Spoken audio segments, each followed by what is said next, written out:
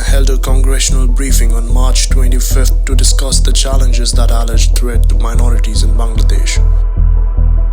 Rana Hassan Mahmood, prominent Bangladeshi American, a political analyst, columnist and community organizer, speaks about the connection between radical Islamists and their connection with CCP and the Pakistani military. First of all, I pay homage to 3 million victims of 1971 genocide.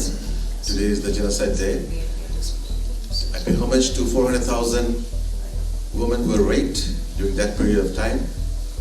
My respect to the leadership who brought about the independence of Bangladesh under the leadership of our founding father, Bangabandhu Sheikh Mujibur Rahman. The new axis that has been built under the leadership of the poster child of the world, poster child of the West, Dr. Yunus. That axis is China, Pakistan, and radical Islamists, mainly Jamaat, in Bangladesh. It is an irony that the poster child of the West, who has been pampered and adored by the West for so long, has been promoting, aiding and abetting the virulent radical Islamists in Bangladesh right now, who has international ties with the terrorist organization including ISI, and he's also promoting China's dominance into Bangladesh, jeopardizing the very vital national security interest of our country. So we urge US Congress, US administration to look into this matter as soon as possible. Priyatosh De, who is a community organizer in New York and is chairman of Indian Subcontinent Partition Documentation Project, speaks about how policymakers in Washington continue to ignore secular and minority voices on Bangladesh, instead focusing more on the narratives delivered by Jamaat-e-Islami proxies like ICNA and MODA. And when the partition was taken place in 1947 on the religious identity, but it didn't take place properly. And the suffering started from that day until today. We have been suffering, especially minorities in Bangladesh. Congressman Sri Thanedar got caught up in some meetings and therefore was not able to make it out. But Linto Thomas, his chief of staff, delivered some remarks on behalf of the congressman.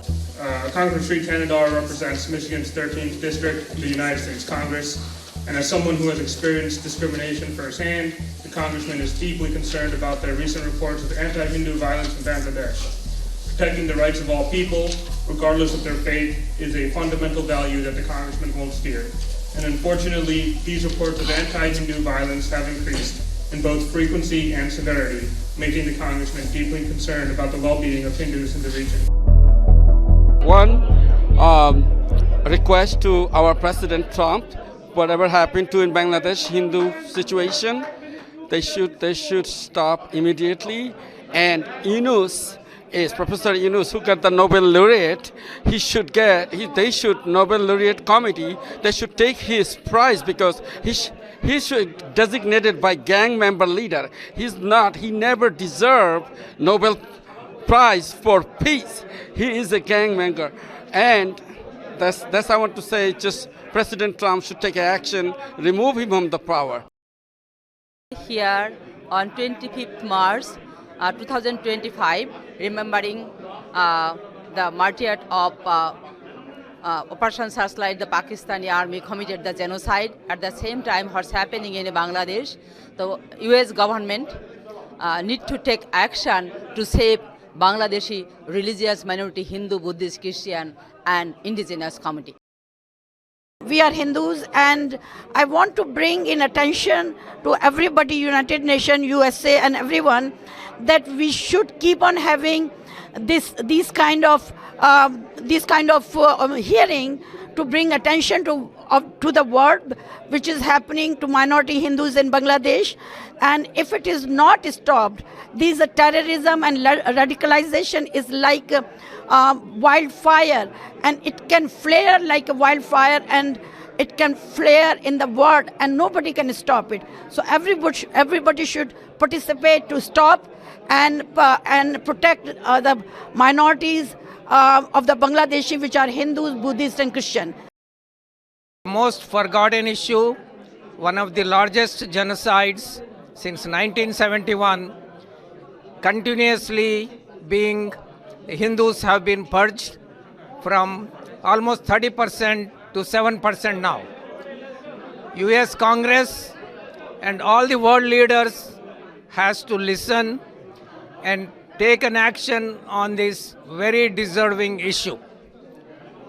Every day, hundreds of Hindus, especially girls, ladies, have been kidnapped, raped, maimed.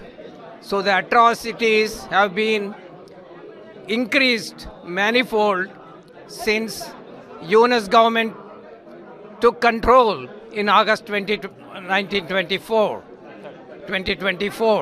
So this has to be stopped.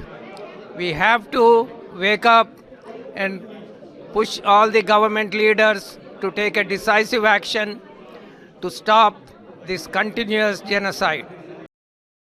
I was able to collaborate on behalf of Americans for Hindus for this event to stop the onslaught of these persecutions of Hindus in Bangladesh and to give a voice to the voiceless Hindus in Bangladesh. So I'm very grateful to HinduAction for taking the lead on this initiative, and it should be brought now next to the Congress for a congressional hearing. It is very important that this be heard by the Congress so we can protect our fellow Hindus and other minorities in Bangladesh. Today's program was by the Hindu Action Committee. This is about the atrocities that those are happening in Bangladesh. This is the time for all the Hindus to come together, and I would really ask help from all the temples, from various Hindu organizations. This is the time to come together, and for this we are in the process of creating a consortium. So things like this, whenever that happens to Hindus, we can raise our voices, we can be united and take actions and have the American government, our government here, take action. So we are looking forward to have a congressional hearing on this issue. It is very important. So let's come together and support them. Departure of Sheikh Hasina from Bangladesh, the country has been thrown into turmoil. Unfortunately, political movement has turned into an onslaught on religious minorities. The interim administration of Muhammad Yunus has failed to keep up law and order and protect innocent civilians. This congressional briefing highlighted the absolute chaos and anarchy in Bangladesh. This briefing serves as a stepping stone to get more attention and firm actions in the form of a congressional hearing. We were honored to have the presence of Tom Suozzi of New York, Sri Thanedhar's representative, and Congressman Raja Krishnamurthy's aide present at the briefing. We hope that they will take the message from the Bangladeshi community and the minorities and will urge our lawmakers to act soon. Today is Genocide Day in Bangladesh. At first, I pay my deepest respect for 3 million martyrs, 400,000 raped women. I witnessed the happened during July-August last year and its aftermath. I barely escaped Bangladesh on August 12 after facing an interrogation. Requesting everyone's please save Bangladesh from Dr. Yunus and his militants group.